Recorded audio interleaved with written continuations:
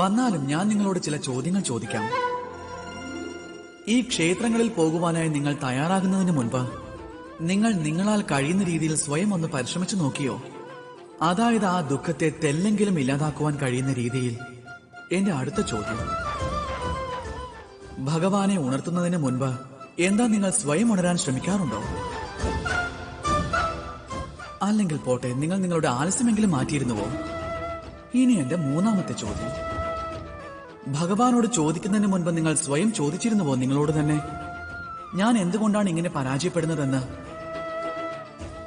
അഥവാ ഇല്ല എങ്കിൽ ഏറ്റവും ആദ്യം അത് ചെയ്യുക. അപ്പോൾ നിങ്ങൾക്ക് എല്ലാ ചോദ്യങ്ങൾക്കുമുള്ള ഉത്തരം ലഭിക്കും, എല്ലാ ദുഃഖങ്ങൾക്കുമുള്ള പ്രതിവിധിയും ലഭിക്കും. മറ്റാരുമല്ല, നിങ്ങൾ സ്വയം തന്നെ.